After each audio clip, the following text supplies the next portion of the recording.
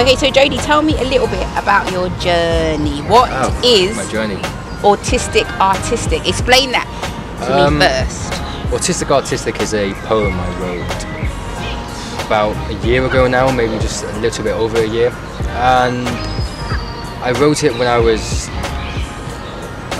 not in a very good place. I was diagnosed with autism or Asperger's, which is on the autistic spectrum. I was working in a job that I hated, and I was going through a lot of emotions: depression, anxiety, suicide, unfortunately.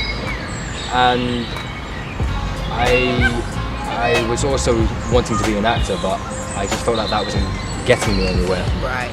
And an old hobby of mine was writing poetry.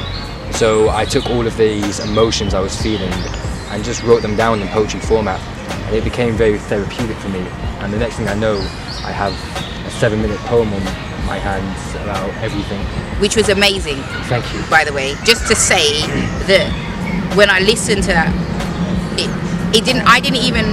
you managed to touch on emotions that I have felt, even though I'm not autistic. Do you understand? I'm not autistic. And what it showed me is, these labels that everybody puts on everybody doesn't actually mean anything, because we're linked by the emotions that we actually feel. Agreed. And as I'm listening to you speak now, I created this thing called creative expression therapy, and that's basically what you were doing, which was me expressing via poetry, expressing via writing or whatnot, when I had times when I was feeling down or whatnot. So tell me a little bit about growing up. When was you diagnosed with being autistic? I was diagnosed with autism just over 2 years ago. But so you're quite it's old? very recent. But when I was a child, I was diagnosed with dyslexia, dyspraxia, dyscalculia. Everything. Yeah, at a very young age. And just before you continue, what did that look like? Why they diagnosed that? What does that look like? That someone has all of these different labels? Because I believe in them, and then I don't. I just think that different children move on different frequencies, and then they've come in with all these, these labels. So what does that look like in physicality? What were your behaviours like? When I was in year 6, I was taking my SATs, and I didn't know. I was going the emotions that went through my body when I sat down, because the first question for the SATs was name, and I burst out into tears because I didn't know how to spell my name. A 4-letter word, Jody.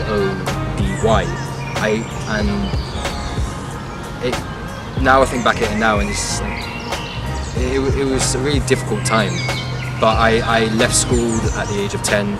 My mum took me out, decided to homeschool me, and I used them. Was that better for you, being homeschooled? It was, and it was, yes, it was a lot better, because I feel if I did go back to school, secondary school, I don't know how I would have turned out. I don't know how. I would have been suppressed emotionally, maybe. I probably would have turned into a bully.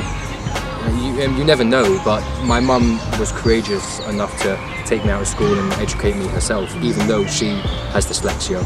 So it was different. Beautiful. Yeah, that's really beautiful, because there's not a lot of a lot of parents do leave it to the system to do A, B, C or D, rather than actually saying, this is my child, I know my child, and this will work better, or let me at least try these other different things. And she was able to give you the emotional support that I guess you wouldn't be able to get in school. No, yes, I completely agree. It was, I commemorate her for it. It's beautiful what she done, because she gave me a fighting chance. She even went to court over this, saying that this is better off for my son. And every now and then we would have people from the government come in and check in to see how I'm doing. She'd take me to classes outside of London. So she really, really pushed me. So I thank her a lot for that. So when did you start writing? Like realize when I write, something leaves me.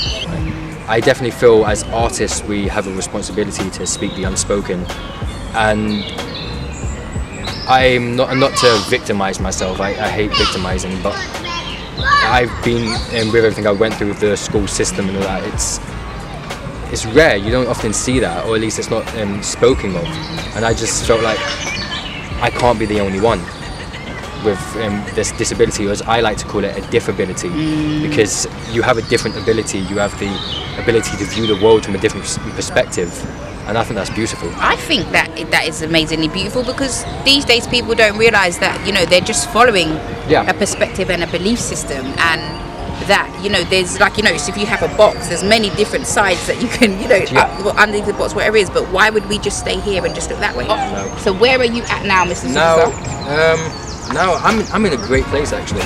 Since being at performing at the Lyric, where I met you wonderful people, I've just been on the up with him, because before poetry, like I said, I was acting for a long time, studying the craft of theatre and film, but I just didn't feel like it was getting me anywhere. And then I got into poetry, and I really felt like I can do a lot of this, because there's a lot of people in the artistic community, who I won't name names, that do have dyslexia, do have dyspraxia, do have Asperger's, do have a form of disability, but just aren't talking about it. There's still a shame. There's still a shame and a stigma, isn't there? I wonder if they're ashamed, but maybe they are. Maybe they just feel like they can't do a lot about it. Maybe they don't feel like there's 101 different reasons why, but I just feel like growing up, that one individual could have sparked the start of so much. Truly. And I just feel like if they're not going to do it, then I will.